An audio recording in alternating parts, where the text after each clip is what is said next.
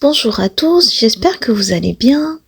Alors, je reviens aujourd'hui avec une autre histoire, tout aussi belle que les précédentes. L'histoire est coécrite par Laurent et Olivier Souillet, illustrée par Jérémy Fleury et produite par les éditions Ozo. L'histoire est sur le thème de la différence.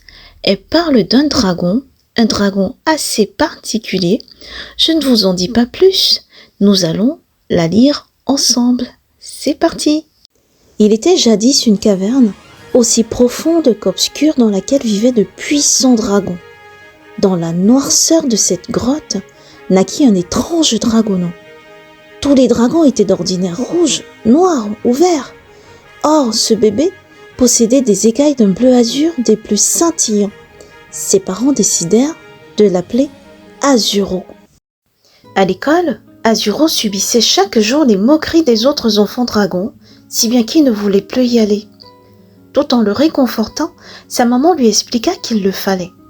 En bon dragon, il devait apprendre les 2 choses les plus importantes dans la vie d'un dragon. Il était primordial pour tout dragonneau d'apprendre à maîtriser ses ailes et à se diriger grâce à sa queue. Habituellement, cet apprentissage était très long, mais Azuro parvint à s'envoler dès son premier essai. Sa maîtresse était très fière de lui. Ensuite, il devait apprendre à cracher du feu. Malheureusement, des narines et de la gueule d'Azuro ne sortait que de l'eau. Les dragons anciens se réunirent et décidèrent qu'Azuro faisait l'objet d'une terrible malédiction.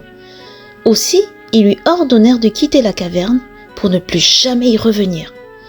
Après un dernier baiser à sa maman qui cachait difficilement ses larmes, Azuro déploya ses ailes et s'envola vers l'inconnu. Le vent et la pluie s'étaient brusquement levés, rendant le vol si pénible qu'Azuro décida de s'abriter dans une forêt. Puis, le ciel sombre et menaçant finit par laisser place à de jolis nuages. Azuro marchait péniblement dans la forêt, se cognant contre les arbres et les rochers. Lorsqu'il arriva à la lisière du bois, il découvrit un village. Bien dissimulé derrière d'épais buissons, Azuro observait les villageois. Les enfants jouaient dans la cour de l'école, la boulangère préparait le pain et les viennoiseries, le facteur distribuait le courrier et le maire enfilait son écharpe tricolore.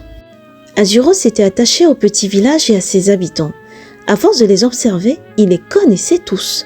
La petite blonde qui jouait avec ses jolies couettes, le facteur toujours pressé, la boulangère dont le rire résonnait dans tout le village. Mais il ne s'approchait jamais d'eux parce qu'il savait que les hommes avaient une peur bleue des dragons.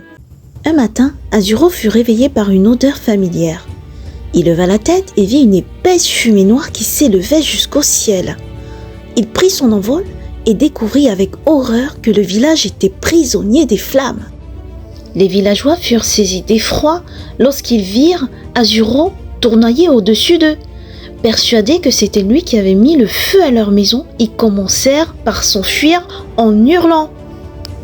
Ils n'en crurent pas leurs yeux lorsqu'Azuro cracha des litres d'eau sur les maisons en feu. Une fois l'incendie éteint, le dragonneau voulut rejoindre la forêt pour s'y cacher, mais épuisé, il s'écroula de tout son long à l'entrée du village. Il était désormais à la merci des villageois qui avaient commencé à l'encercler.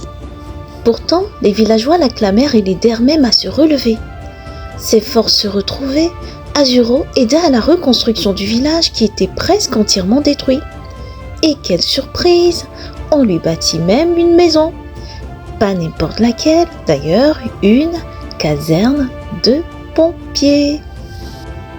Et sur la dernière illustration de l'histoire, on voit la maman d'Azuro cachée derrière un rocher, n'osant pas aller vers son petit, mais on peut lire dans son regard de la satisfaction, de la fierté et du soulagement de voir que son fils, son petit, a pu faire de sa différence une force. L'histoire est à présent terminée, j'espère qu'elle vous a plu. Alors ce que je retiens de cette histoire, c'est qu'on peut simplement transformer ce qu'on considère comme défaut en qualité, en atout majeur, en force. N'hésitez pas à me dire ce que vous en avez pensé en commentaire.